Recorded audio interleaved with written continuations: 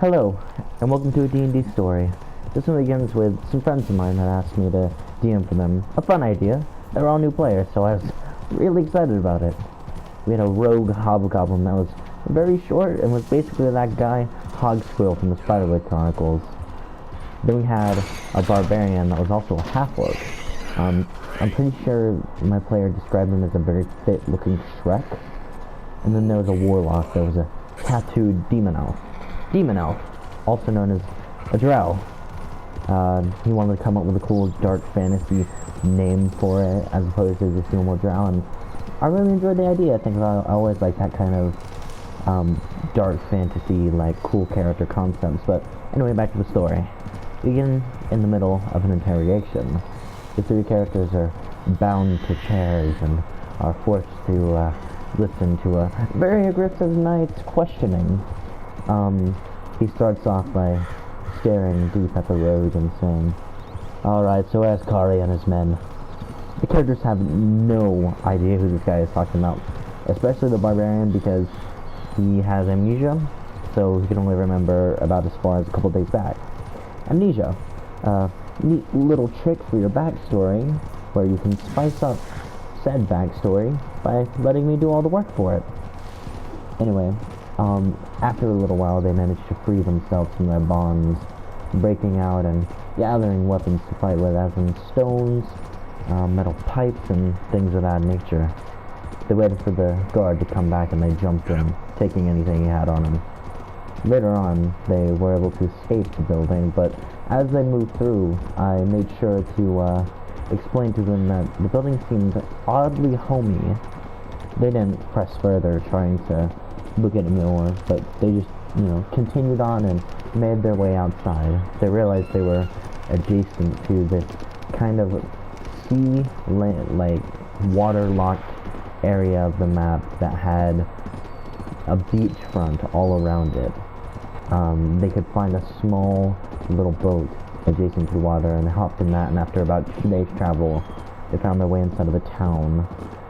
Simple small town, middle of nowhere, and they made their way in. They ended up finding that because of their characters, who was a half-orc, a drow, and a hobgoblin, most people didn't really like them. They were kind of a band of freaks. Eventually they ran into trouble. This trouble including the gentleman that decided to mess with them as soon as they walked into the town. As soon as they walked in, the rogue, the warlock, my mistake, could spot that there was someone watching them, keeping a gaze. He turned to face the man. He was an older gentleman, probably a farmer, and he walked over, asking, "So what's your problem anyway?"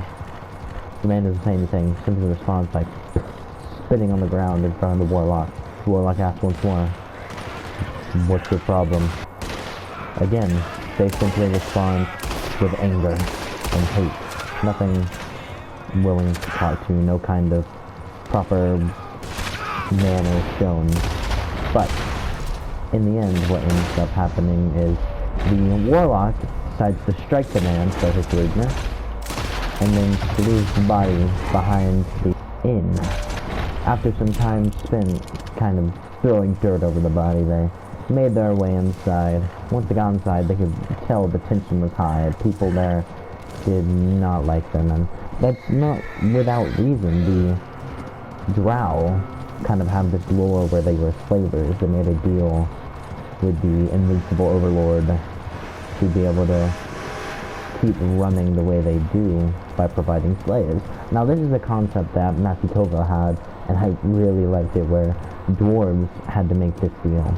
And I'm having that as well, where the dwarves had made this deal, but I kind of felt like it made sense for the drow to be a part of it as well, because they both have parts of their race that work in the Underdark, and I just thought it was a neat idea, and it seemed kind of inherent that they'd work together in that concept.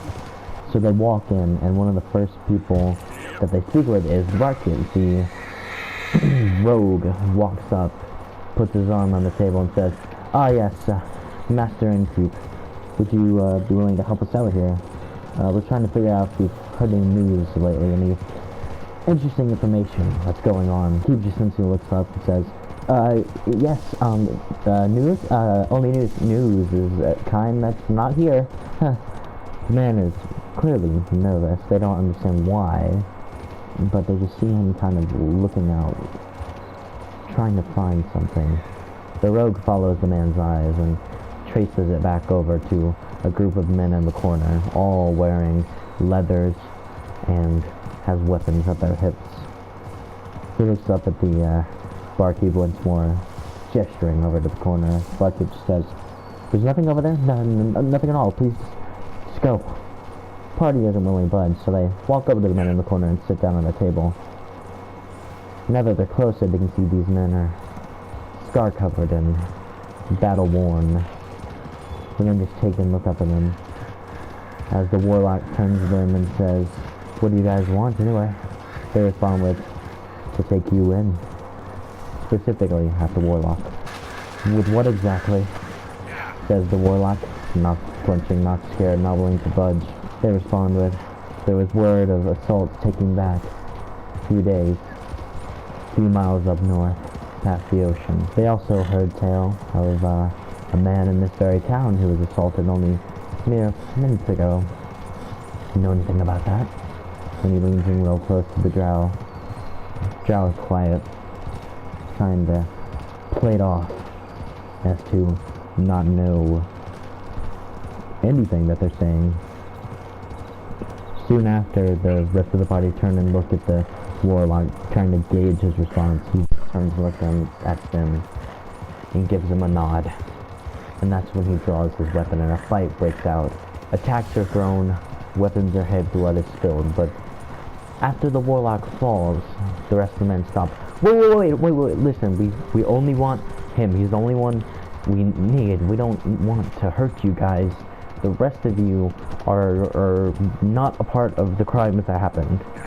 The rest of the party kind of deliberate and look at each other, and the two of them decide to let these bounty hunters take their friend, their ally, the Warlock. But not without a plan. A plan, yes, a plan. A plan to try and break him out of the local jail.